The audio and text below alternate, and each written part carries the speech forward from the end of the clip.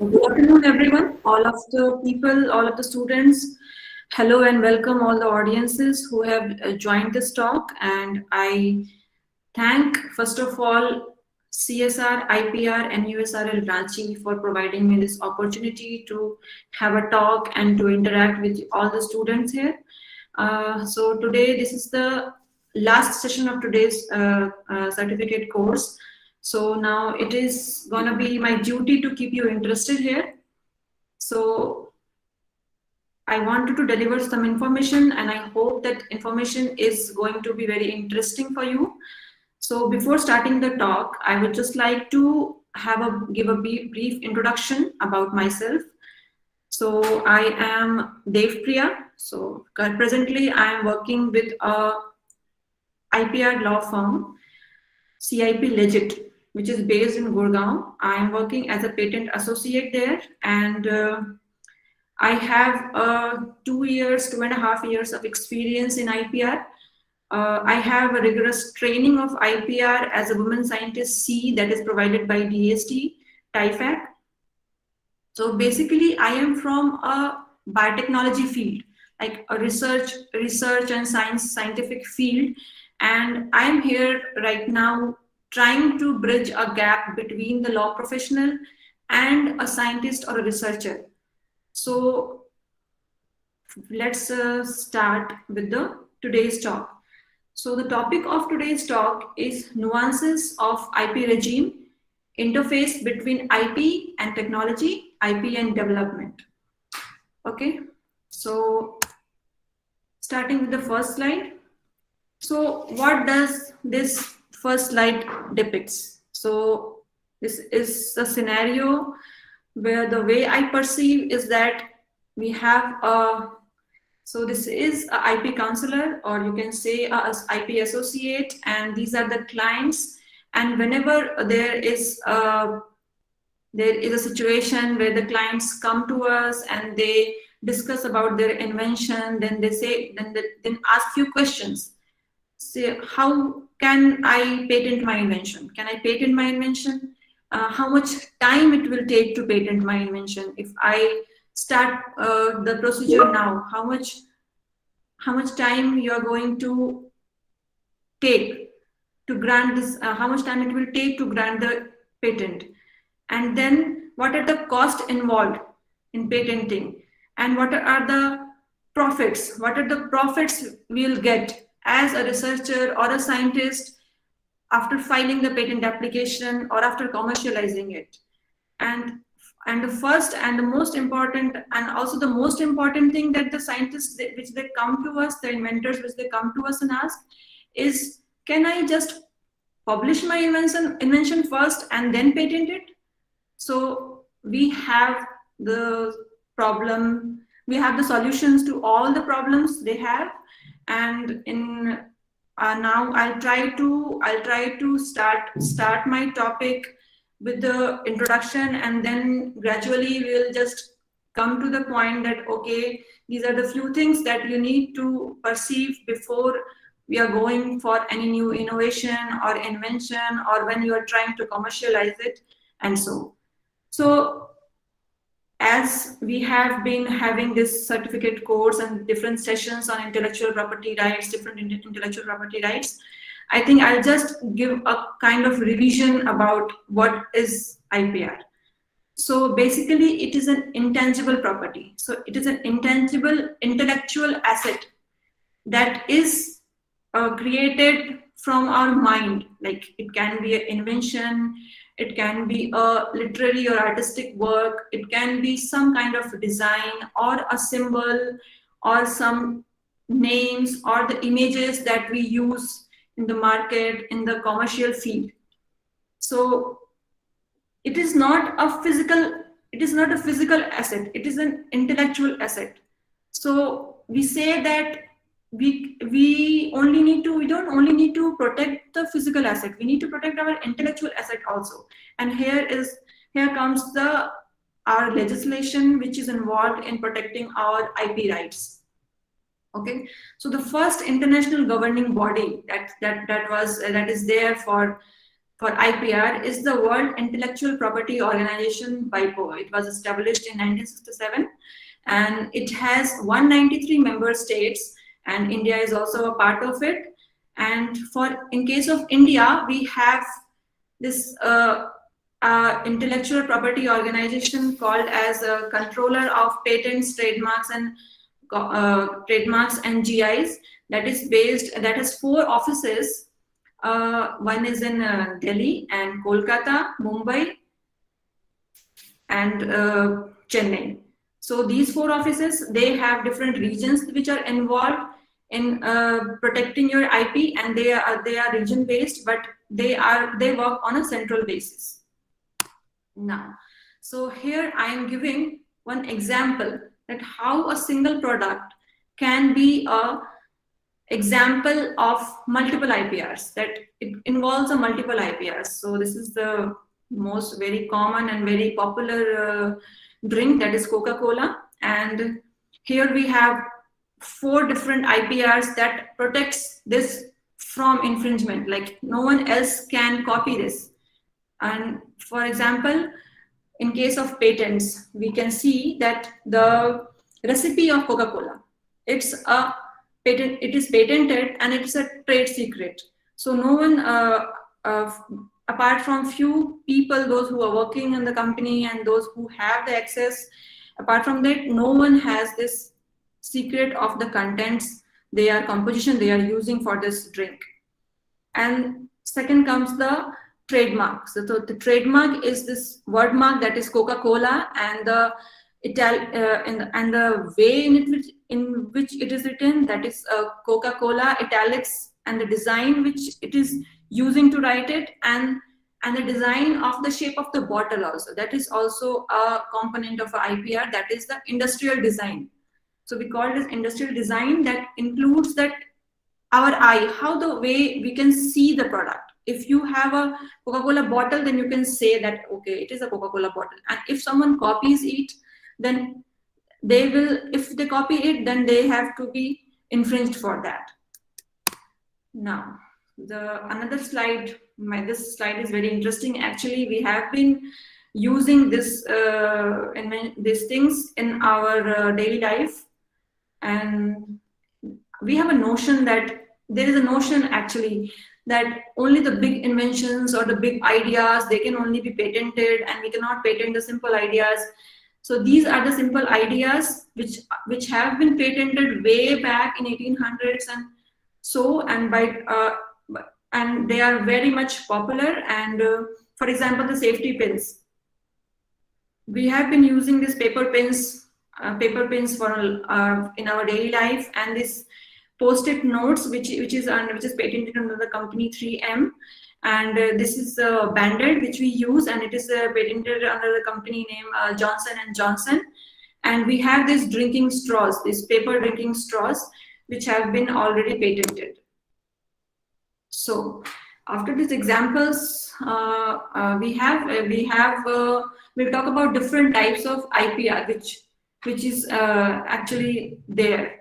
So we have patents, we have copyrights and related rights, we have trademarks, we have industrial designs, we have geographical indications, we have plant varieties protection rights, and on an international level we have trade secrets also as IPR, but in India it's not yet excisable. So now we'll just give a brief view about all the different types of IPRs which we have been talking. So I'll not take much time for describing all the types of IPR, because we already have separate sessions on that. So first we'll talk about the patent. So basically patent is an exclusive right. So exclusive right means the creator or the inventor, they can exclude the other third party or other person from making or using or selling their invention without their consent. So it is a kind of a territorial right. Territorial right means it is applicable only to the countries or to the region where you file or where your patents get granted. So it comes under, it is protected under the legislation of the Patent Act, which was given in 1970, and it was amended in 2005 once again. And the term of protection of patents is 20 years. So the day of filing of a patent application till the 20 years. Once the patent application completes its 20 years, then it is available in the public domain, and anyone can use that patent or that technology or invention that is patented. So next is the trademarks. So trademarks provides the legal protection to any kind of logo or design or symbol or phrases or word marks or combination of all of these that can represent a source of goods or products or services that we are using in the market. For example, I have given the example of Coca-Cola or Adidas or Nike.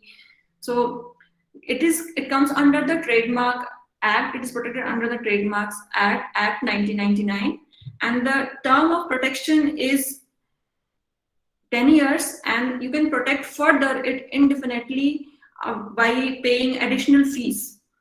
Okay, and then we come to copyrights. So copyrights is also an exclusive right that is given to the owner or creator of any of the literary or artistic or dramatic or musical work that includes the computer software. It also includes the computer softwares or programs or different engineering drawings also. So it is protected, the rules and regulations are protected under the Copyright Act 1957. And the term of protection of copyright is 60 years. For literary works, it's 60 years. And for others, it is 60 years of the author, like from the author is, from the time when the author is not alive. So now we come to plant variety protection. So plant variety protection is exclusively for the protection that is provided to the plant breeders or the farmers if they have developed any new plant variety or any new technology they have used for preparing a new efficient plant, or with some few different characters, like we have this BT brinjal or BT cotton, something like this. And the protection of plant varieties and is under the protection of Plant Varieties and Farmers' Rights Act, PPVFR Act, that was established in 2001. And the term of protection for plant variety is 15 years from the date of registration of the plant variety. And the last one is the layout design and integrated circuits that provides the protection to the layout designs of the semiconductor integrated circuits, and it comes under the Semiconductor Integrated Circuit Layout Design Act, and the term of protection is 10 years for this. Now coming to this is the most, I think this is the most interesting IPR that I believe is geographical indications, because in this the IP rights are given to the goods which are very specific to a particular geographical origin, or they have the qualities or reputation because of the places of origin.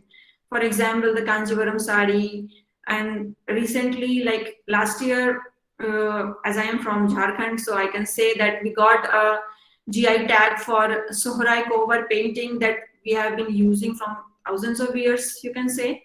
And the term of protection for GI is 10 years. That can also be extended.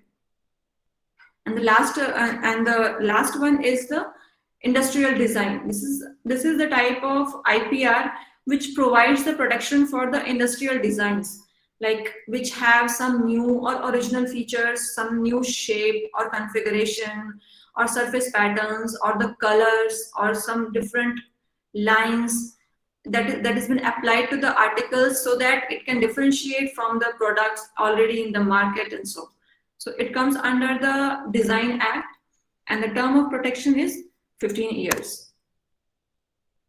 So now we will talk about the trends of filing in India. So trends of filing of the IP applications, that is the patent applications, design applications, trademarks, GIs, copyrights, and semiconductor integrated layout designs. So from this data, we can see that most of the applications that are filed is from the trademark, and the second one is the patents.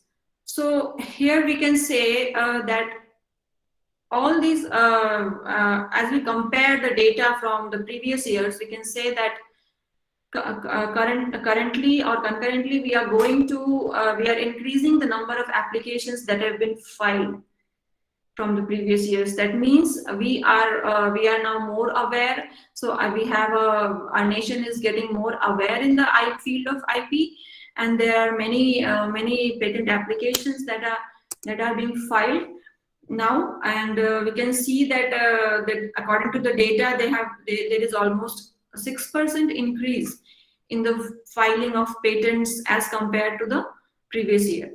This data is from the annual reports of IP India of the year 2018-19. Now coming to the main crux of this talk is how IP is important for economic development. How IP is important for the growth of an economy.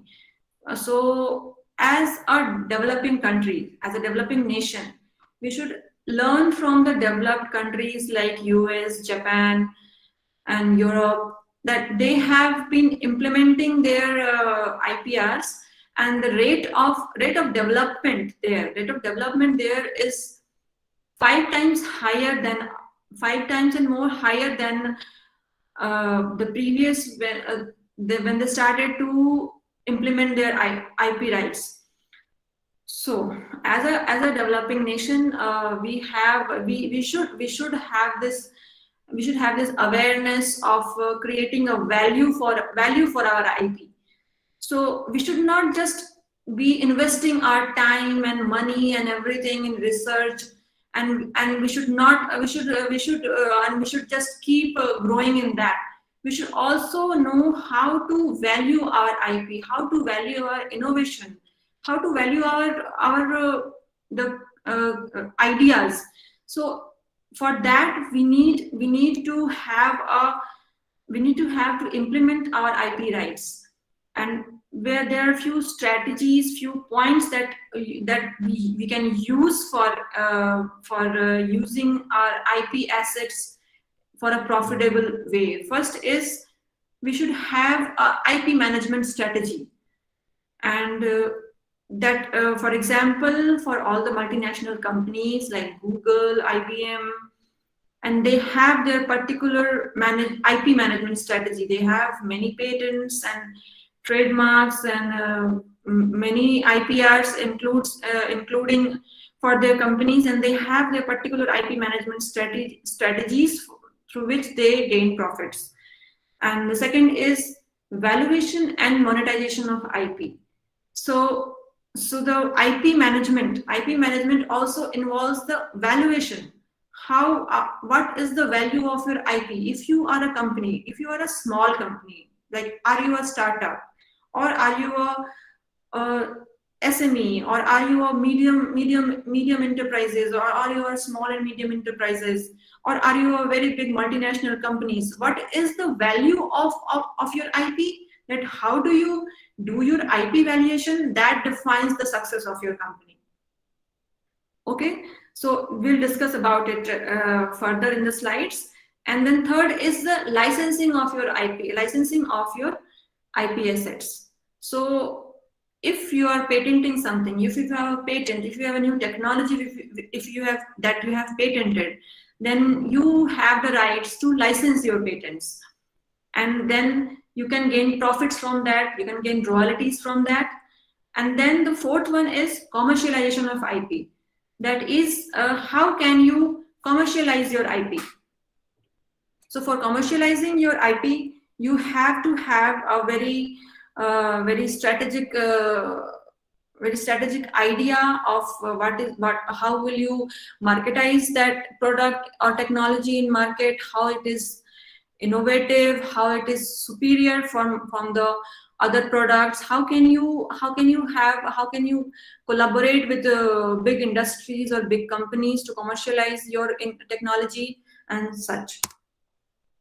Now we will be talking about the role of IP in economic development.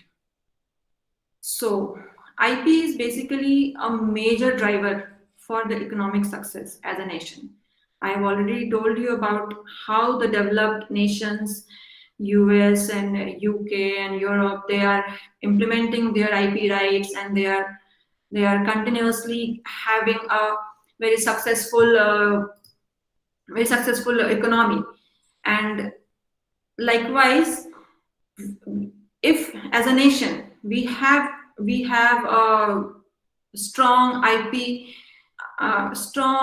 regime or strong IP framework, then the innovations which we do, the development of the different products or the technology or the technologies we have developed, that can be used for the success of our nation, for success of our economy, for enhancing the economy.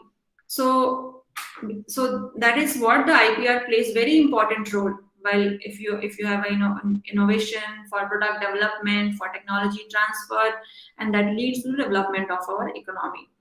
So as mentioned earlier, so IPR basically provides the exclusive rights to the owners to protect the invention, and then it encourages them to invest in R&D more. So if an inventor is very much sure that, okay, if I'll patent this invention, then my invention will be protected and I can use it in any way I want. I can use it for my monetary benefits. So it provides the inventor a confidence that, okay, I'll just patent this invention, and then I will have the exclusive right, and then I can exploit it. And then further, no other third party or any other competitor or any other person who is not the creator of the invention that can exploit or misuse their property. So it restricts the other person from exploiting the property, the intellectual property of the creator.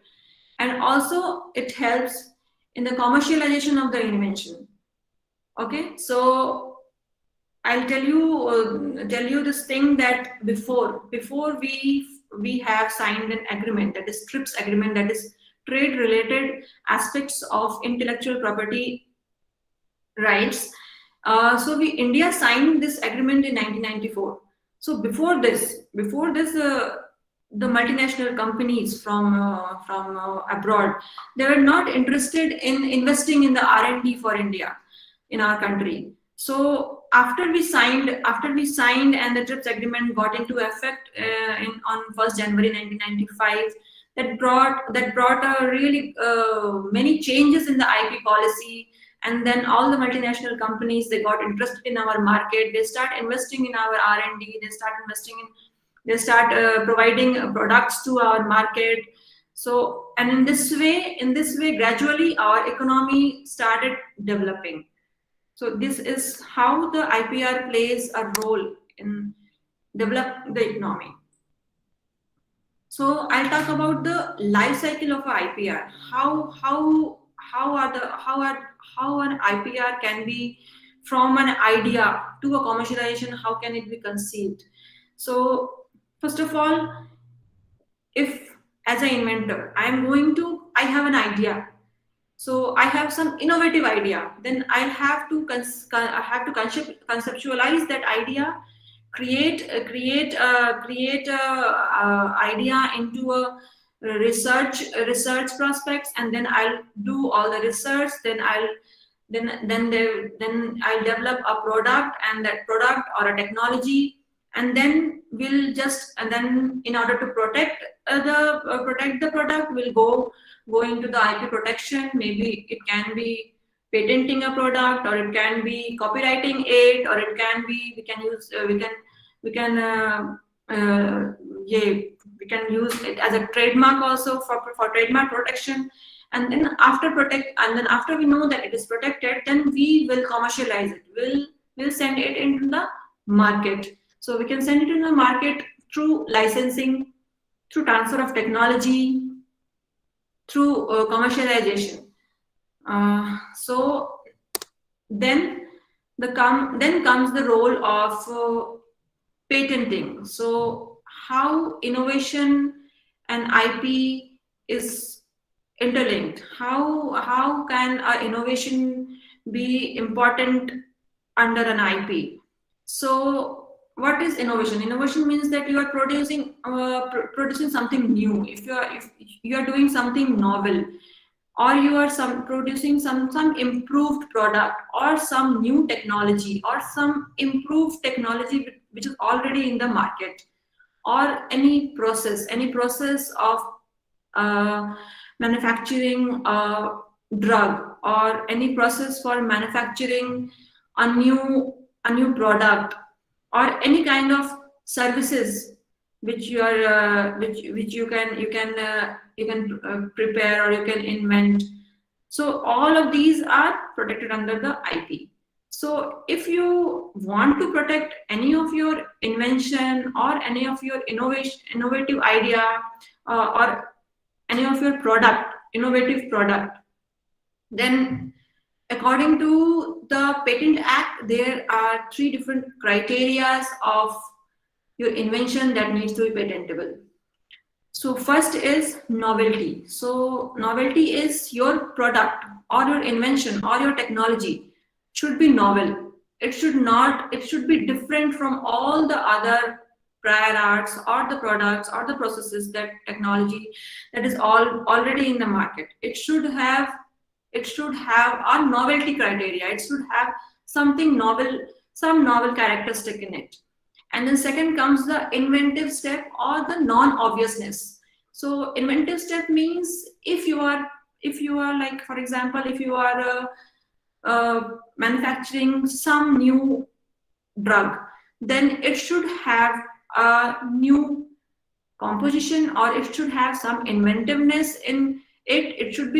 It should not be very obvious for the person that is already working in that field, that they can use that technology, that you can and prepare the product which you are going to get patented. And the third and the most important is it should have the industrial applicability. If it will have an industrial applicability, then it can go in the market. Then your patent will be workable and it can work in the market. Then you can commercialize it, then you can license it, and then you can gain profits from it. So for innovation, that the new innovative technology should always have to be advanced over the existing technology. Then only it can be patentable. And then in order to commercialize your product, you should have collaboration with industries to get the new ideas, and also to solve the problems. You can collaborate with the new, like for the academic institutions, they collaborate with the small and medium industries, and they have their own IP innovation centers where they have their think tank, where their ideas are getting collaborated with the industries, and they solve the problem that is beneficial to the society. Also, with these investments, if you are collaborating with the industries, and then there is this research and development, and the investments in the research and development and in the field of science and technology from the industries also, not only from the academic institutions. So if the industries play an important role in the R&Ds, then we have more advanced technologies and we can commercialize it more. Now, in order to commercialize your invention, in order to commercialize your patent, in order to commercialize your new technology, there are 6 different points, or you can say 6 different routes, or 6 different kinds of followings which we can do to commercialize our inventions. So first is the licensing of the patents. So we can license the patent. We can sign a licensing agreement with other companies or the third parties, and we can put our invention in the market. And then there is a technology transfer, and where we exchange the technical know-how of our technology or invention or patent which we have patented, and then on basis of that we commercialize our invention. We put our product in the market. And third is the IP valuation. So if you have a patent, if you have patented a new technology, then you should know what is the value of your product or of your technology. Either it is already present in the, if either it is if more efficient or more superior, which is already in the market, or how can you value it in comparison to the one product which is already in the market and you know that your product is more superior, likewise. And another is IP management. So IP management is very important. You should always know, if you have a multiple patents, you have multiple trademarks, and you have multiple copyrights for your product.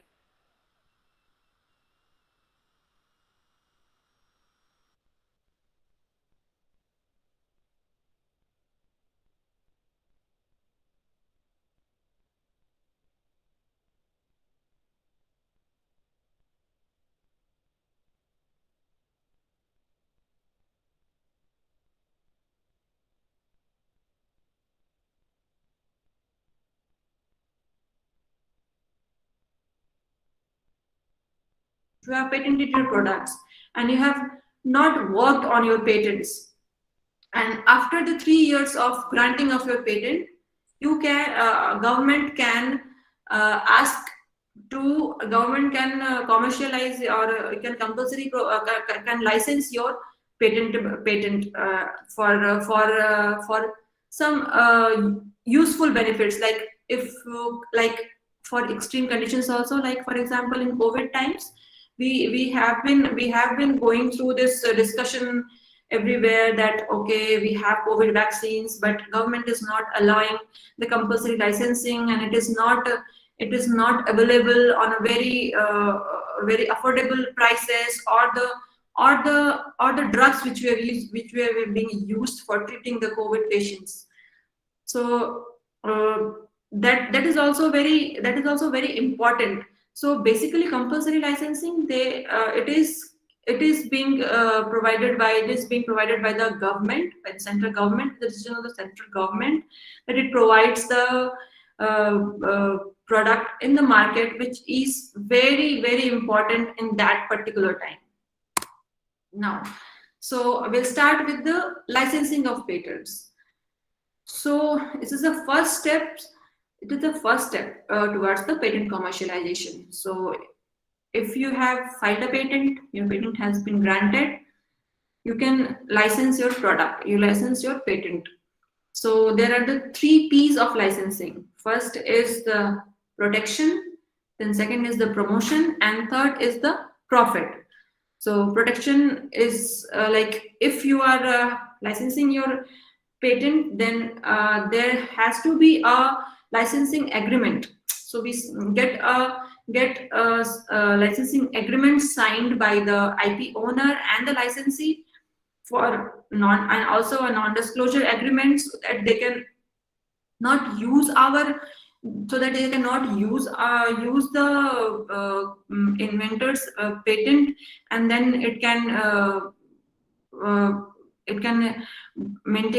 use for its own benefit. So we basically this IP licensing agreement is signed between the owner and the licensee, and they sign the agreement that they will provide a particular monetary values or royalties for their in exchange of the patent they have been providing. So in this case, the licensee don't have the complete whole right on the patent. The patent rights are with the patentee, with the IP owner. Only the licensee has got the rights to marketize that patent. For example, so there is this invention by NDRI for non-cholesterol ghee, and then they licensed this ghee license this patent to different companies. So different companies, so it can be, we can provide a license to one or more companies.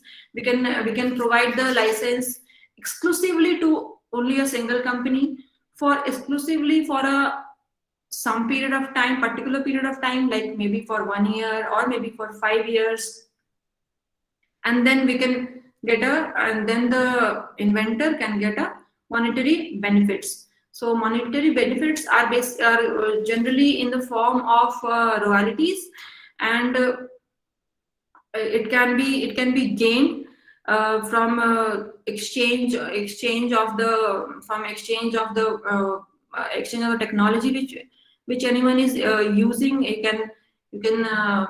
can transfer that product in the market, and the IP owner can gain benefits from it.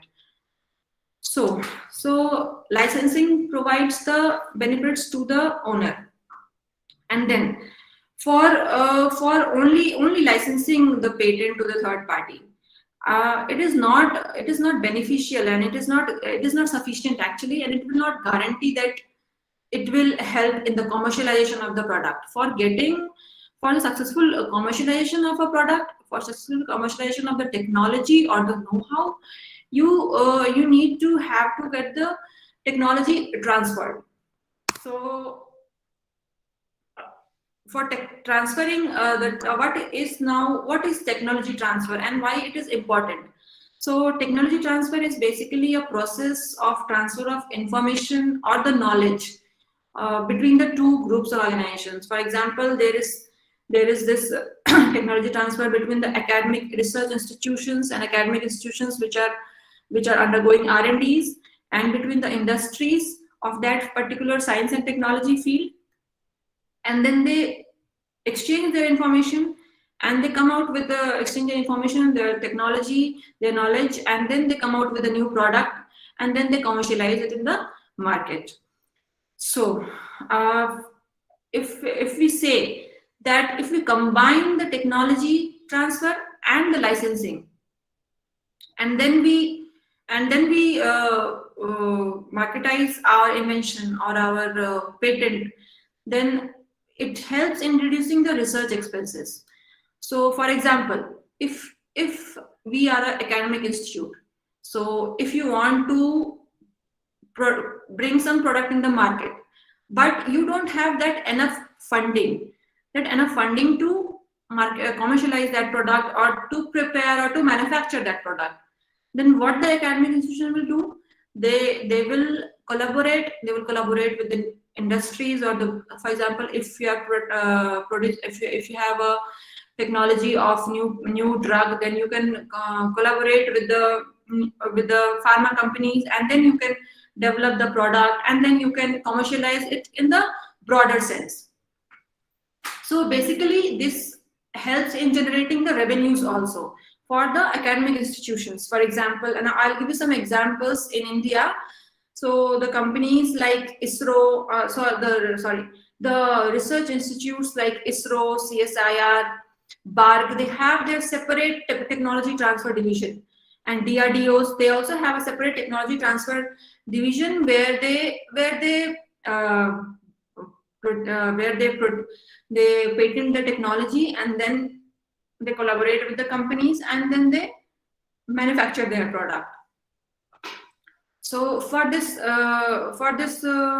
process of licensing and commercialization and technology transfer, so in India we have a government organization called as National Research Development Corporation, NRDC, that is in New Delhi, and they help the academic institutions and different small companies or small industries, SMEs, and startups to license or commercialize or their products in the market. Now, what are the steps of technology transfer? So what are the particular steps through which we can go to commercialize and commercialize our technology? So if as an associate, as an IP counsel, the first and foremost thing if we get a client is that we ask them to give their invention disclosure form. We provide them an invention disclosure form where the client or the inventor provides the details of their invention.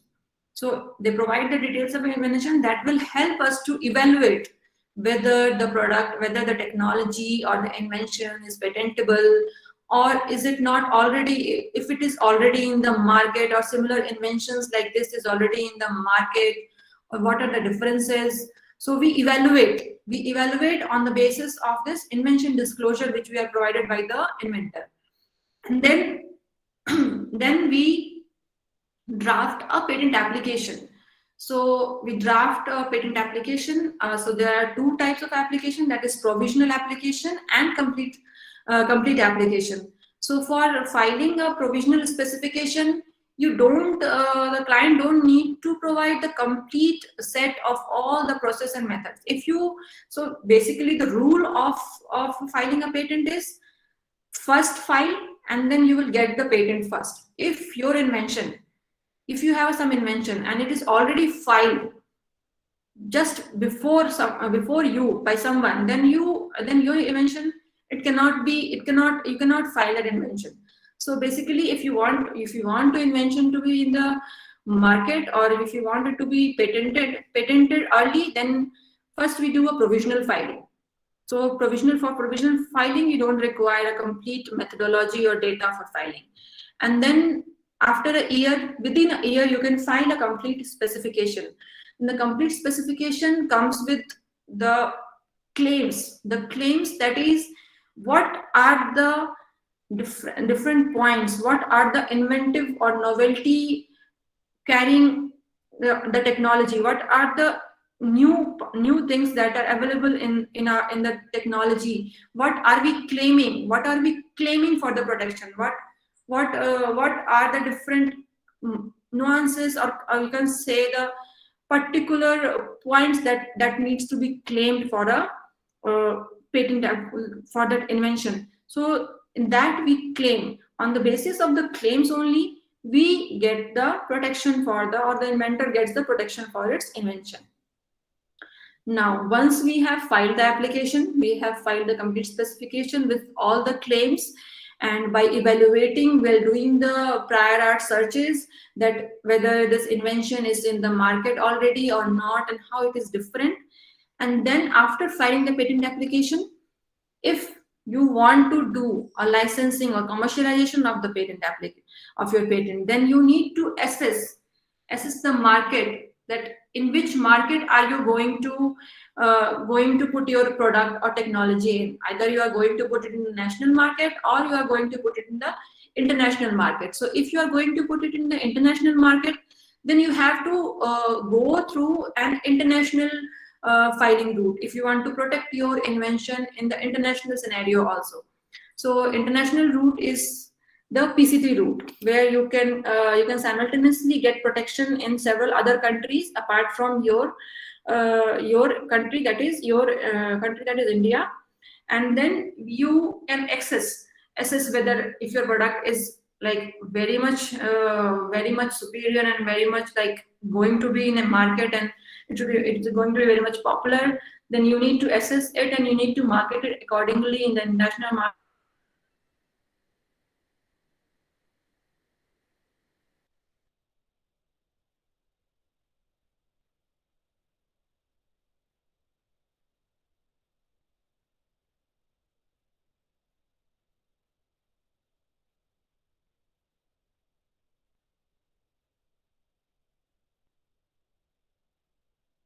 Mentioned by technology transfer. Now, what are the objectives of commercialization of an IP? What are the objectives that you have while you're commercializing? So basically, for so there are three different we can say 3 points which I want to include in this. That for R&D and the societal organization, that is like for the Bill Gates foundations and everything. So their main objective is to protect the patent for national strategic interest or for societal benefits. And then for R&D institutes like IITs and ICERs, and other institutes, they patent they need to license the license their patent to the industries, and then they earn the lump sum amount and in the form of premiums and royalties for commercialization. And further, like, now every institute have their particular IP innovation centers, or particular technology transfer units, where they use where they use their developed technology for commercialization. So here I'll give you one example where of IIT Delhi, which have a separate technology transfer unit, and they do this patenting and technology transfer and commercialization of their patent. So there is this technology called as a Rust converter technology, and they have licensed this technology with the company named as Multigrade Transaction and Solution Private Limited, which is based in New Delhi. So they develop the technology and they provide the technology to a company, and then they can commercialize it so that it can be in market and it can be useful. If you have a patent and you are not working your patent and you are not commercializing it, then the economy cannot benefit from it. Then you cannot then the economy cannot benefit from it, and then you cannot just you cannot just apply it in the market. So basically, what are the advantage of commercialization? First is this: it improves the local innovation system. Like, if you are providing some new technology for a particular region, then it will provide and you can marketize it, then it will provide the economic growth to that region, or you can form it in the base of nations also, or you can provide it to the international market also. And then it will, and if you will commercialize it, and then you will gain benefits, and that will lead to the economic development. And further, as I already told, that collaboration of the innovation business with the universities and with different R&D institutes and different companies, they all lead to increase enhancing our economy. And this results in the capital gain, and this capital gain in form of royalties or financial profits, that helps for the development of the institutes also, and helps for the development of the company also. Now, so after technology transfer, so if you are a company with, you have so many IPs which you have been protecting, then you need for the success of your company, then you need to have an IP valuation. So IP valuation is basically a process to determine the monetary value of IP assets. So in case of the scientists and researchers, they are not very much aware that, okay, they have their IPs, then they should have a valuation of their IP, and they should have been involved in identifying or protecting or applying, or how can they use make the most use of their IP products. So main purpose of IP valuation is commercialization. And then if you know the value of your IP, then you can commercialize it in a more effective way, and then further you can get new business from it. You can identify new business. If your invention is very innovative, then you can identify a new business from it, and then you can this helps in strengthening of the industry also. And if you have a collateral partnership and everything, then you can also other the third party or the R&D institutes or the industry, all of them can get benefited, and in turn the economy as a nation will get benefited.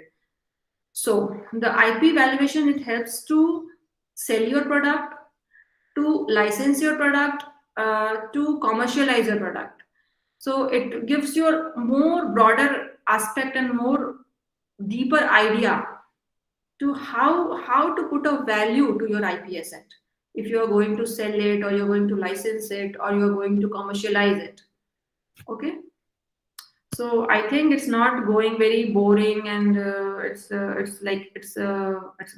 kind of helping you to understand. I think so. If anyone can actually tell by unmuting, Harshal. Hello.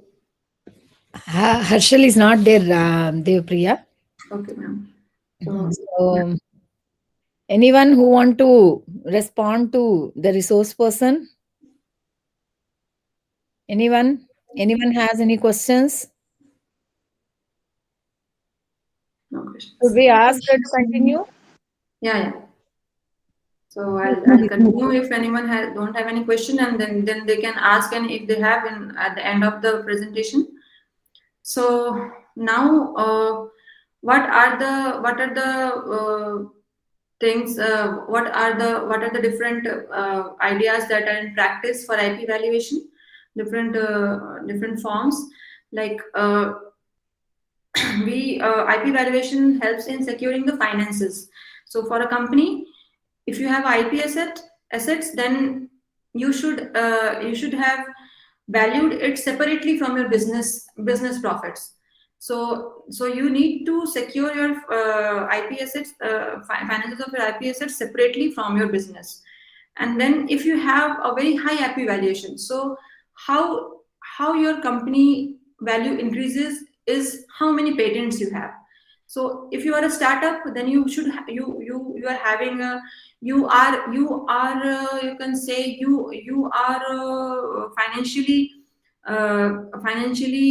judged on the basis of number of patents you have, number of technology transfers you have done, or number of patents you have commercialized, or number of technology you have commercialized.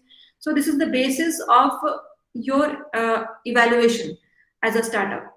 So if you are a startup, then you can attract multinational companies, that bigger companies, or the multinational companies for venture capitalists, and then you can invest in their IP. Then you can buy from them, or you can sell your product or your technology to them. So it will help in winning over potential investors who are more interested in like maximum returns with minimum risk. So if you are a company which have patented your product, and then you're going to commercialize it in collaboration with other multinational companies or other bigger companies or bigger industries, then they'll be more interested in if your product is patented, and then how less they have the risk of having a business with you. And then next is licensing and franchising. So as I have already told, your valuation of IP assets helps in determining that how much royalties you can get, and from your patented technology or invention, or how much better negotiation you can do with the third party. And then the most important, and this is a very much common, that is the IP valuation. So there is a very common thing that people that the companies, they have this IP disputes, IP litigations among themselves, and for settling their disputes, they ask some money if they have infringed any, if they have their patents or their technology have been infringed. For in that case, you need to have a IP valuation, so that you can have maximum benefits, or maximum monetary amount which you can get from the other person who have infringed your invention or technology. So IP valuation, there are three types of IP valuation methods. One is income based, that is basically based on the IP, on the economic income which you get from your value of your IP assets. And second is the market based, how superior or how efficient or how popular or how beneficial is your invention or technologies in the market. According to that, IP valuation is done. And the third is cost based. So if you have a particular invention or technology or particular product, then what is the cost of the similar or exact product in the market? And then on base of that, you you put a valuation to your IP, and then you can commercialize it. So so now I'll be going to provide example of the company which you all must be very much aware of, that is IBM.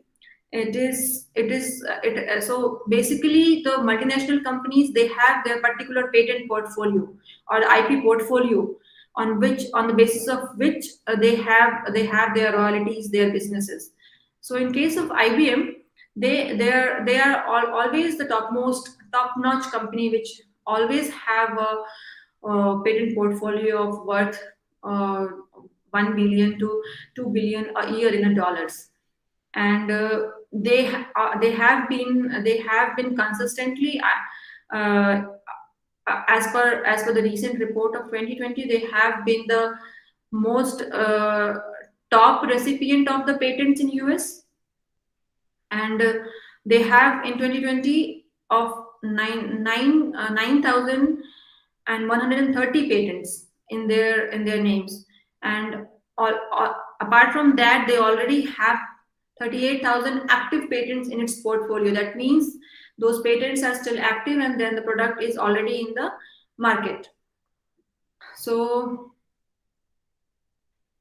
the other companies like Google, Amazon, LinkedIn, they have licensed these patents of IBM over the years, and they have got benefits from that. And the amount of money the IBM spends on R&D is very huge. That is around $6 billion a year, and they have a royalty of more than $1 billion every year. And so that's the patent portfolio, that they are such a big company, such a huge company, and they license their product, they transfer their technology, and they have so many patents in their name. And this is how a patent portfolio, you can say, is. You can and then you can value their IP, that how much is the value of the IP of that particular company. So now I'll just give few examples of different global litigations.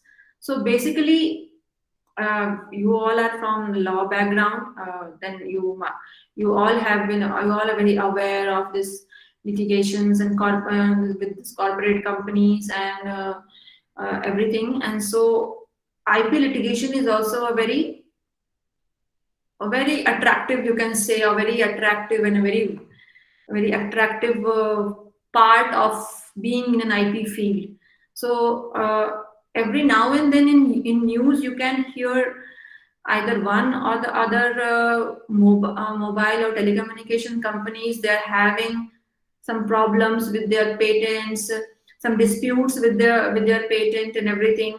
And then in exchange of the damages, or in exchange of the infringements that have been done by other companies or whether the third party, they are awarded a huge amount of monetary benefits. So I'll just first talk about the most popular, this Apple and Samsung battle. So this origin of this dispute is like long back in 2007, when all these Android phones and everything was coming in the market, and this touch screens and everything was getting popularized. So Apple has filed 4 design patents and few utility patents, 8 utility patents, 7 design patents, and 6 trade dresses rights for so many like IP in form of trademarks, utility patents, and everything they have filed. And then in 2011, Apple sued Samsung. The Apple said that Samsung is infringing their patented technology, as they are using their technology in their own product. And then they sued Samsung for infringing their different utility patents and design patents and the future trade dresses, like the GUI, you say, the graphical user interface which they have for Apple or for Samsung. And because of this, Apple said that they have Samsung have infringed their GUIs. They have copied their GUIs and used it in their product, and for that they sued Samsung. And then Apple was awarded like around $400 million in damage. And again, the case finally was settled in 2018, where the US jury ordered the Samsung to pay Apple $539 million. That includes all the monetary benefits that they have, that the Samsung have achieved, that the Samsung have got by using that product which the Apple said that they are copying from, they have copied from them. So another example is the acquisition of patents. So first one was the example of how infringing others' patent can be not a good option for other companies, and can be a like huge litigation matter, and it can lead to huge monetary damages also.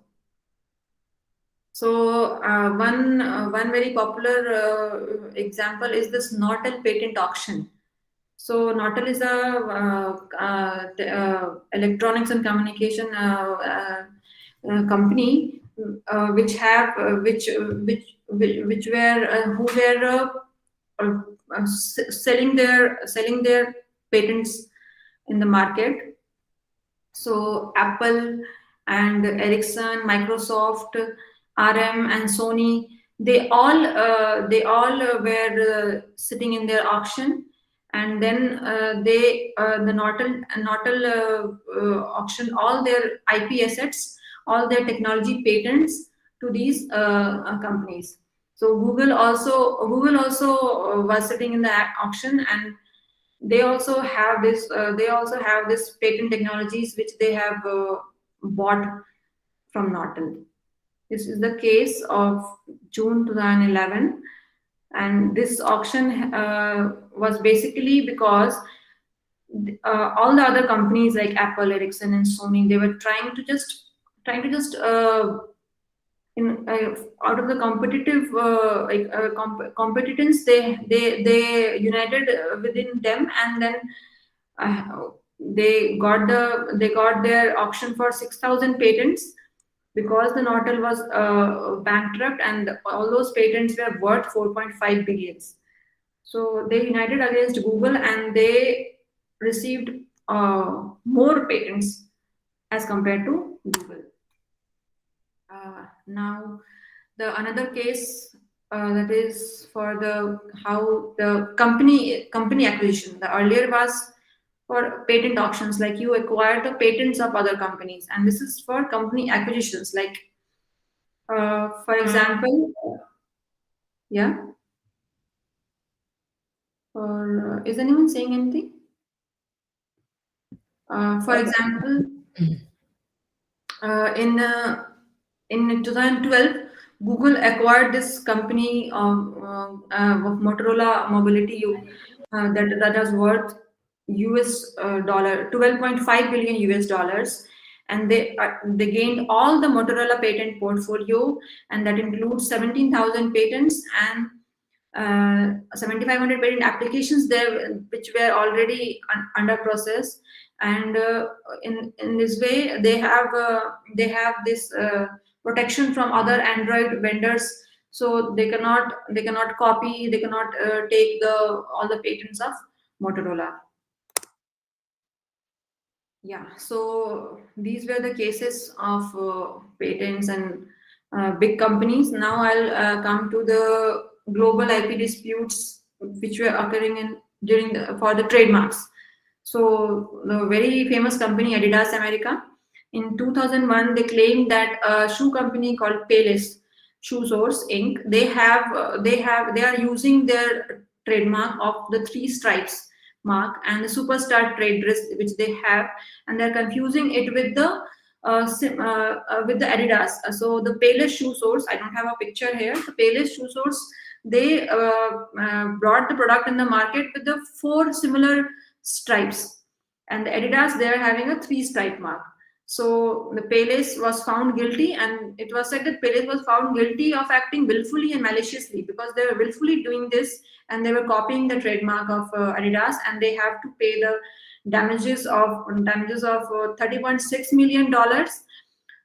According to the royalty calculation, how much royalty they have been producing from that, getting from that product, and then it was like a huge damage of $137 million for Payless profits and $137 million in punitive damages. So, and another case is for the case of copyrights. This is an example for a lawsuit, or you can say a litigation in copyrights, where there is one case in which with the company named Napster Inc.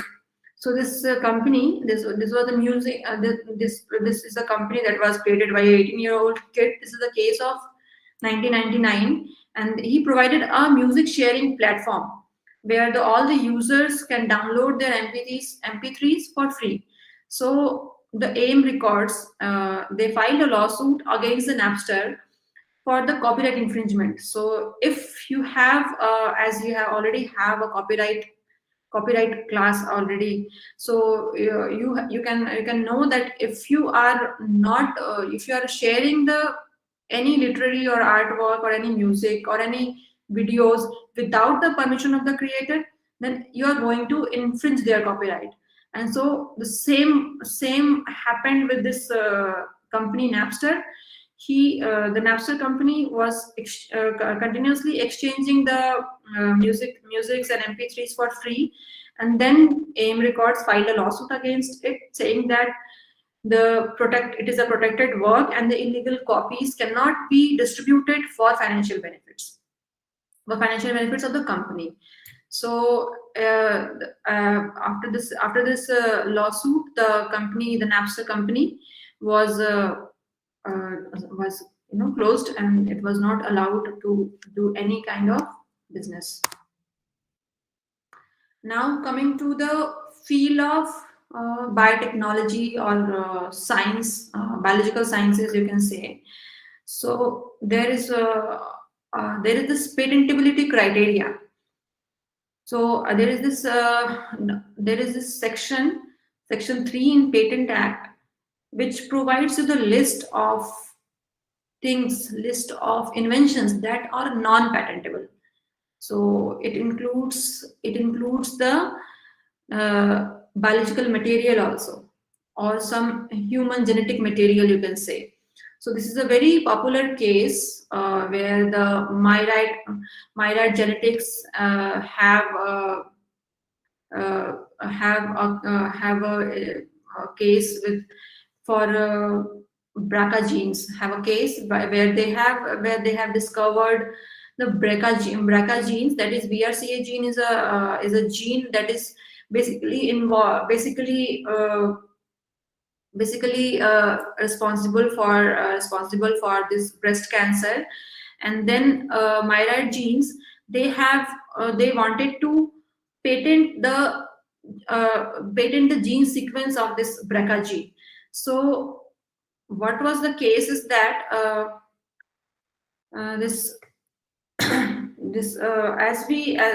according to the act, or according to the patent law, all worldwide also. So you cannot patent a naturally occurring human DNA sequence. Okay, so it was first BRCA gene 1 was first filed by University of Utah National Institute of Environmental Health Sciences, along with this company called Myriad Genetics, that was manufacturing different products also, this different testing kits also based on this gene sequences, so that the testing of the cancer breast cancer would be made easy and affordable for the patients.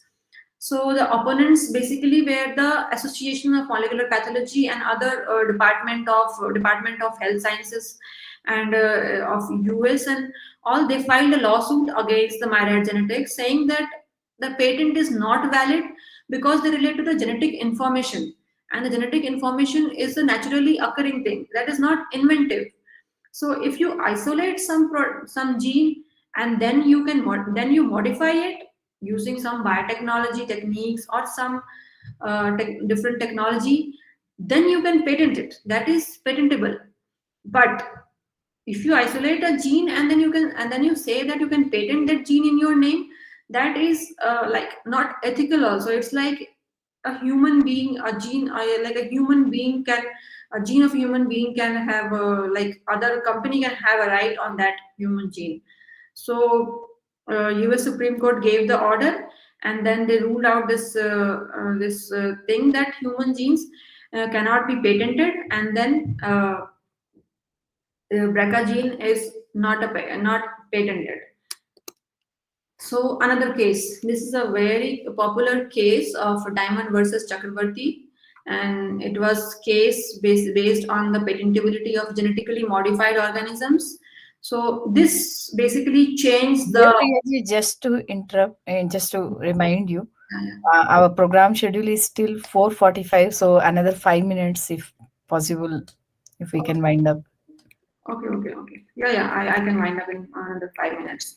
So I'll talk about this case of Diamond versus Chakrabarti, where the patentability or where the patentability of genetically modified organisms are patentable or not. So this Dr. Anand Mohan Chakrabarti have developed genetically engineered bacteria that were able to break down the oil from the ocean.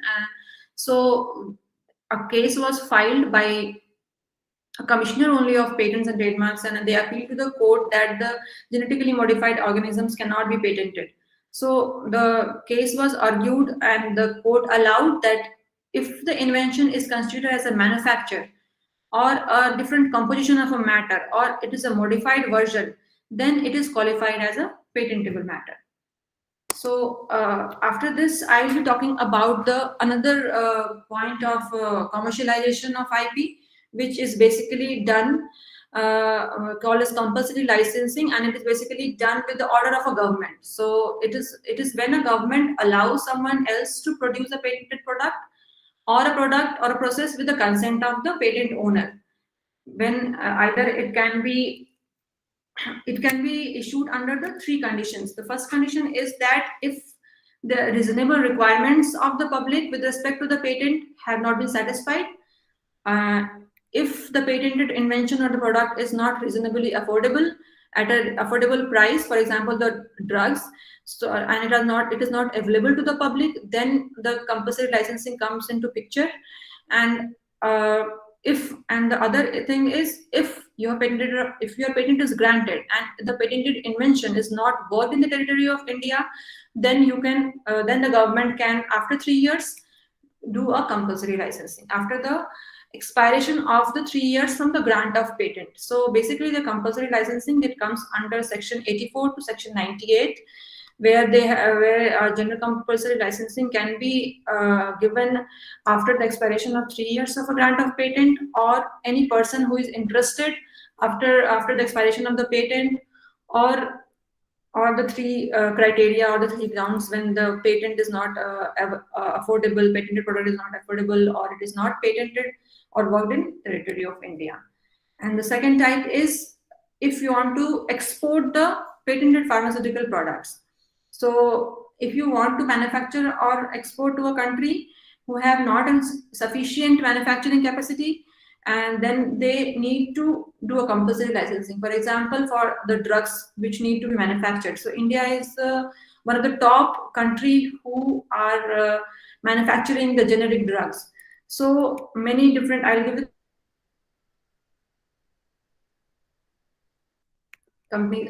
countries. They provided the compulsory licensing for during the COVID times for manufacturing of the generic drugs which were involved in the treatment of COVID. And the third type is the most important. It is a special provision when compulsory licensing is provided for the export of patented pharmaceutical products when there is a circumstance of national emergency, or there is an extreme urgency, that or there is a non-commercial use for the public. So it is basically all the situations arise when there is some a situation like pandemic, like we have now, and on case of the related crisis, health crisis related to HIV drugs or tuberculosis or malaria, etc., or some cancerous, some kind of deadly cancers.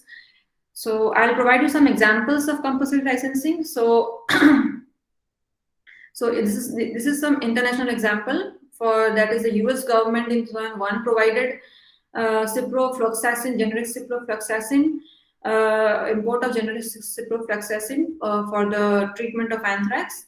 And Malaysia also, they issued a compulsory licensing in 2003 to CIP-LA to import several generic versions of antiretroviral drugs so that it could be affordable for the general public. And also Malaysia also provided a compulsory licensing for hepatitis C drug.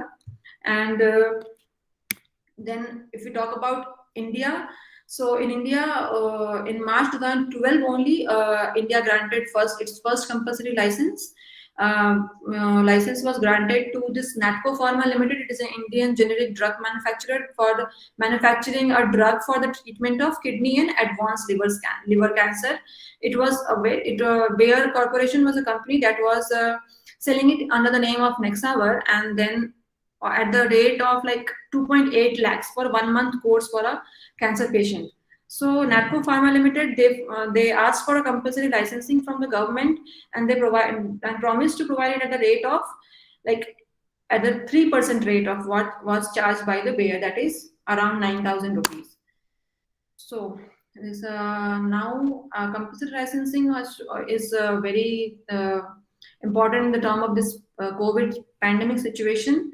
And yeah, as I told earlier, example that the generic version of rotanavir drug was provided a compulsory licensing to import the generic version because Israel was not able to manufacture a lot of drugs that should be available for the patients. So they issued a compulsory licensing, and then the drug was further manufactured in India, and for providing it to the needful.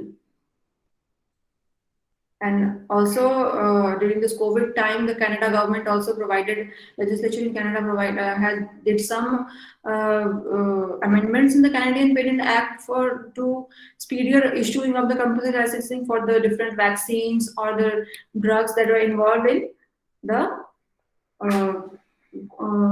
the treatment.